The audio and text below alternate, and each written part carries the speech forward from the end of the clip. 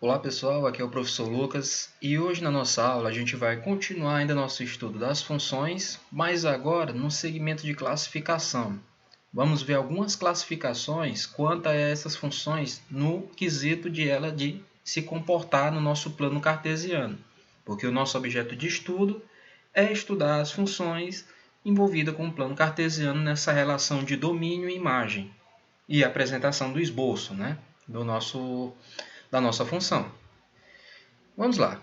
A classificação das nossas funções ela tem três classificações. A primeira é sobrejetora, aí tem a segunda que é injetora e a última e terceira que é bijetora. E a gente também vai classificar ela quanto à paridade, que essa classificação ela tem dois tipos. Ou ela é classificada como par ou ela é classificada como ímpar. Vamos ver cada uma vendo pelo diagrama e também vendo graficamente no plano cartesiano, além de deixar clara a definição de por que ela está sendo classificada daquele modo. Vamos iniciar pela função sobrejetora. O que fala a definição? Vamos pegar uma função f de A para B, dois conjuntos, conjunto A e B. Ela é sobrejetora se e somente se, para todo y pertencente ao meu conjunto B, existir um x pertencente ao meu conjunto A. Tal que essa f de x, que é a minha função, seja igual a y. Vou novamente falar. Eu tenho uma função que ela está saindo de um conjunto para outro, e esse conjunto é o conjunto A, o conjunto de saída, e o conjunto que vai ser o conjunto de chegada é o conjunto B. Se a gente for lembrar lá das nossas definições passadas, o nosso conjunto A seria o nosso domínio, conjunto de partida. E o nosso conjunto B será o nosso conjunto contra domínio, que é o conjunto de chegada. Mas ele fala que para todo x pertencente ao meu conjunto de chegada, que é o conjunto do contradomínio, vai existir um x pertencente a A, tal que eles vão ter uma relação. Vai ter um f de x igual a y. Isso nos dá uma consequência de que temos um contradomínio que ele é igual à imagem e que ele é igual ao nosso conjunto B. Então, todo o nosso contradomínio ele vai ser todo o conjunto imagem também. Vamos observar agora no diagrama. Vejam, todos os elementos do meu contradomínio eles têm uma relação com os elementos do meu conjunto A, que é o conjunto domínio. Então, todos os meus elementos do contradomínio são imagens da minha função. Resumindo novamente, para uma função ser sobrejetora, todos os elementos do meu contradomínio eles vão ser igual a imagem. Então, todos os elementos lá no contradomínio vão ter relação com um elemento ou pelo menos um elemento do meu domínio. Ok, pessoal? Então vamos passar adiante e vamos ver agora no gráfico, falando graficamente agora do nosso plano cartesiano. A nossa função ela fica desse tipo, onde eu tenho o meu x e y, né? E tenho o meu esboço do meu gráfico. Vejam que eu tenho várias retas que são paralelas ao meu eixo x. Todas elas estão cortando a minha imagem em pelo menos um ponto. Vejam que ela está cortando pelo menos em um ponto. Isso, graficamente, simboliza a nossa função sobrejetora. Sobrejetora, meu contradomínio vai ser igual à minha imagem. Todos os elementos lá do meu contradomínio vão ter uma ligação, uma relação com pelo menos um elemento do meu domínio. Agora vamos para outra classificação, que é a função injetora. O que a definição nos fala? Ele diz o seguinte: uma função f, dada do conjunto A para o conjunto B, ela é injetora se e somente se qualquer x pertencente a A e x2 pertencente a B, temos que x1 é diferente de x2. Como assim, professor? E f de x1 é diferente de f de x2. No caso, a nossa imagem. Uma imagem de x1 é diferente da imagem de x2.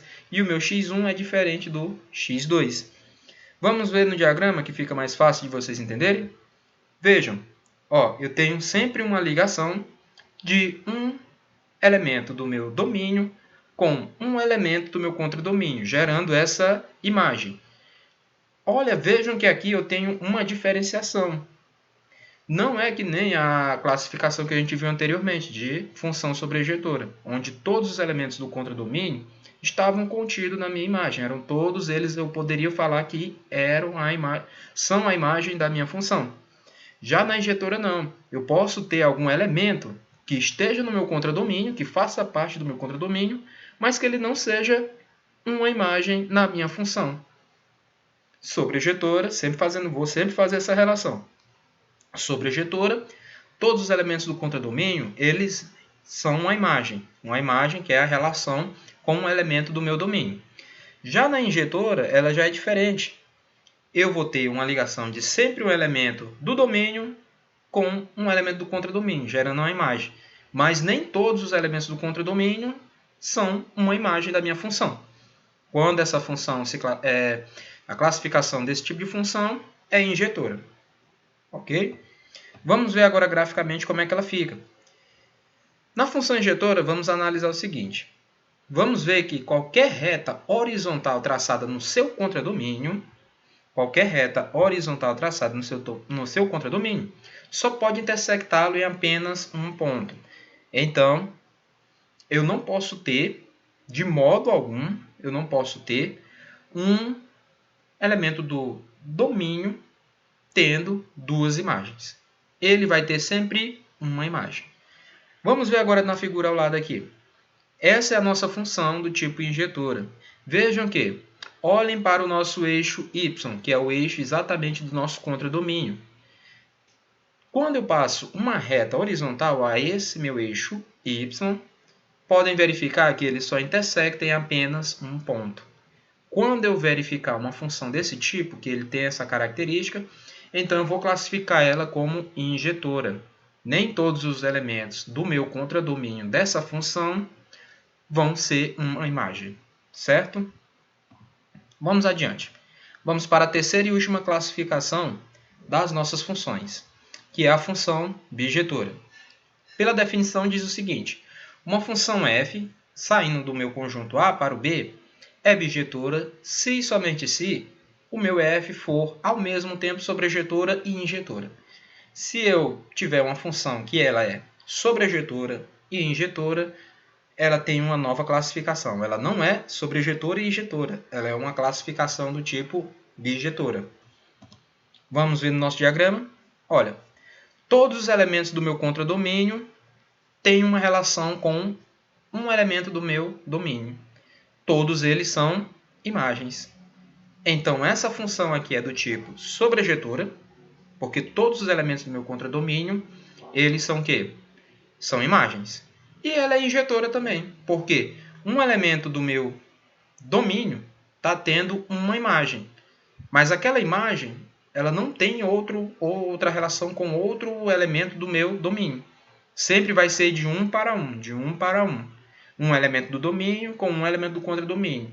Mas aquele elemento do contradomínio que já teve relação com um elemento do domínio anterior, ele não vai ter relação com outro elemento do próprio domínio, certo? Então, desse modo, aqui a nossa função ela é sobrejetora e injetora. Ela se encaixa tanto na classificação de sobrejetora e injetora. Então, ela vai ficar na classificação como bijetora, e não uma e outra, certo? Vamos olhar graficamente. O melhor exemplo de uma função bijetora é a nossa função linear, que é uma reta cortando sempre os quadrantes. Função linear do tipo 2x, ou a função identidade, que é a nossa função x, ou a função x mais 2. Todas as funções lineares, elas são do tipo bijetora. Ok, pessoal?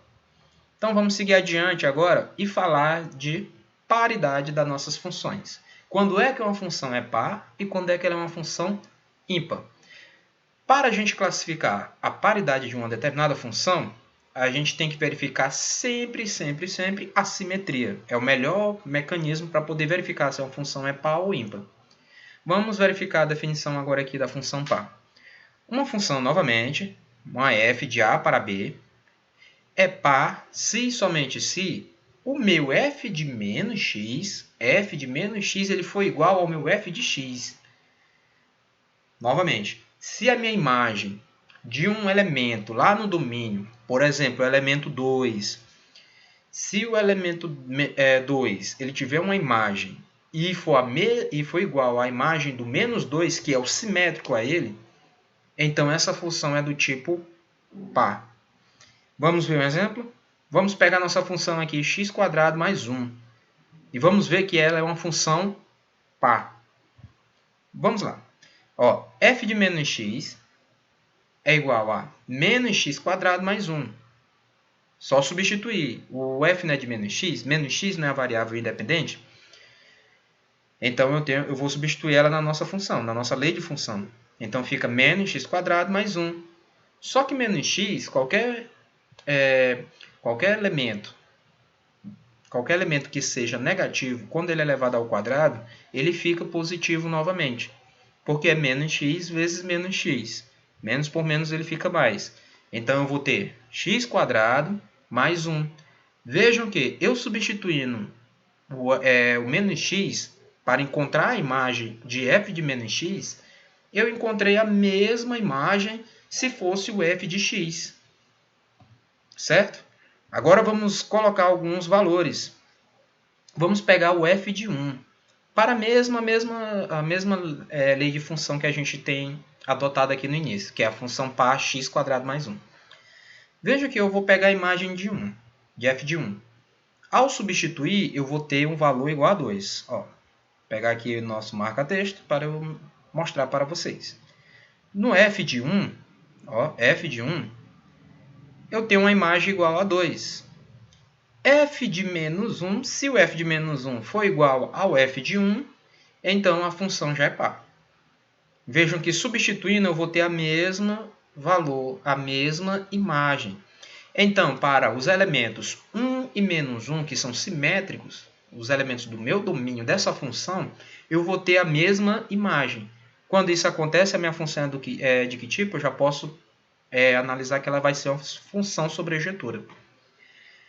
Porque ela já não pode ser uma função injetora. Porque injetora é só de 1 para 1. Um elemento do meu domínio, ele vai ter só um elemento no contradomínio. E eles não vão ter mais relação com nenhum outro elemento do domínio, certo?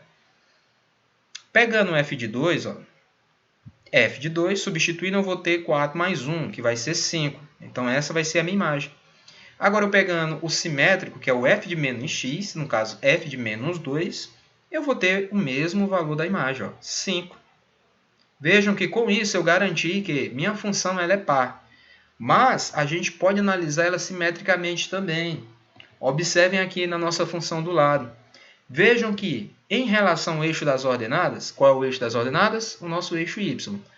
Em relação ao nosso eixo y, ele possui simetria no primeiro e segundo quadrante. Vejam que no primeiro quadrante é um feixe de parábola e no segundo quadrante também é a metade de uma parábola. Quando eu posso, esboçando graficamente, uma lei de função, e eu possuo uma simetria em relação ao eixo das ordenadas, então eu posso garantir que aquela função também é par.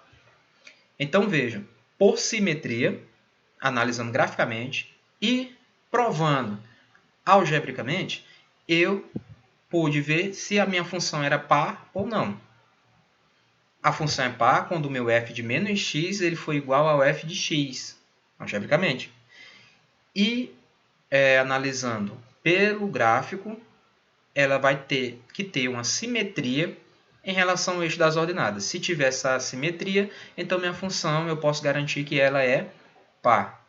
Então agora a gente vai verificar o oposto, a função ímpar, quanto à paridade, quanto à classificação de paridade da minha função. Vamos pegar novamente uma função f de A para B. Ela só é ímpar se e somente se o meu f de menos x for igual a menos o f de x. Vejam que agora já é diferente. Na função par, o f de menos x, a minha imagem do f de menos x, ela é igual à imagem do f de x. Agora aqui na função ímpar, o f de menos x ele vai ser igual a menos o f de x. Se isso ocorrer, então minha função ela é ímpar. Vamos pegar nossa função do tipo 2x, uma função linear. Ela é uma função ímpar. Por quê, professor? Vamos provar. Vamos pegar o f de 1. f de 1, quando a gente for substituir, vai ficar 2 vezes 1, que eu vou ter um resultado igual a 2. Agora vamos pegar o f de menos 1. Ó, f de menos 1. Quando eu for substituir, vai ficar 2 vezes menos 1, que eu vou ter uma imagem igual a menos 2. Olha, o f de menos 1 igual ao f de igual a menos f de x. Quer mais um exemplo? Vamos substituir agora o ponto 2, coordenada 2, coordenada x igual a 2. E verificar qual é a imagem dele. 2, f de 2. 2 vezes 2 eu vou ter 4. Então, para a minha coordenada no meu domínio 2, coordenada x, o meu y vai ser 4, que é a minha imagem. Agora vamos ver o f de menos 2. Ó, f de menos 2 eu vou ter 2 vezes menos 2, que eu vou chegar a menos 4. Com isso, eu posso dizer que minha função ela é ímpar. Vejam que foi totalmente o oposto da função par, né? As minhas imagens elas eram iguais. Agora aqui as imagens elas vão ser antissimétricas. No caso, se uma for positiva, a outra vai ser negativa. Se uma for negativa, a outra vai ser positiva. Quando isso ocorre nos valores das imagens, então eu tenho uma função do tipo ímpar. Mas a gente também, na função ímpar, a gente pode verificar por simetria. A mesma função 2x, ó, vamos agora olhar para o nosso gráfico. Em relação à origem do nosso plano cartesiano, a gente pode verificar que ela é simétrica. Vejam que a nossa origem fica exatamente no ponto onde intersecta os dois eixos, né? Aqui, ó. Então, vou fazer um desenho aqui para vocês. Em relação a esse quadrante, ao meu primeiro quadrante, ó, a minha função ela é simétrica ao meu terceiro quadrante. Ó. Vocês verificam que ela é linear no primeiro quadrante e no terceiro quadrante ela é linear também. Em relação à origem, então, ela tem uma simetria. Quando a minha simetria é desse modo, em relação à origem, a minha função ela é ímpar, sem eu precisar fazer nenhum cálculo, só analisando graficamente. Então, vamos recapitular. Função par, a simetria é onde? A simetria é no eixo das ordenadas, no eixo y. Agora, a função ímpar, se ela tiver simetria, se uma função tiver simetria em relação à origem, então minha função ela é ímpar. Função par, se meu f de x for igual ao f de menos x, então minha função ela é par. Agora, se na minha função o f de menos x for igual ao menos o f de x, então a minha função ela é ímpar. Beleza, pessoal? Então, nós vamos ficar por aqui na nossa aula com essa classificação das nossas funções. Agora, a gente vai poder classificar elas. Recapitulando, tem 3 classificações: sobrejetora, injetora e bijetora. Sobrejetora, todos os elementos do meu domínio, eles são igual a minha... todos os elementos, corrigindo, todos os elementos do meu contradomínio, eles são igual à minha imagem. Já na injetora, nem todos os elementos do meu domínio vão pertencer ao conjunto imagem dessa minha função. Bom, todos os elementos do meu domínio vão ter uma imagem, claro, mas nem todos os elementos do meu contradomínio vão ter um elemento vai ter uma relação com um elemento do domínio. E vai ter de 1 para 1, sempre de 1 para 1. Lembrando que meu domínio, para que a função exista, todos os elementos do meu domínio eles têm que ter uma imagem. E eles não podem ter mais do que uma imagem. Agora, uma imagem pode pertencer a dois elementos diferentes, distintos, no meu domínio.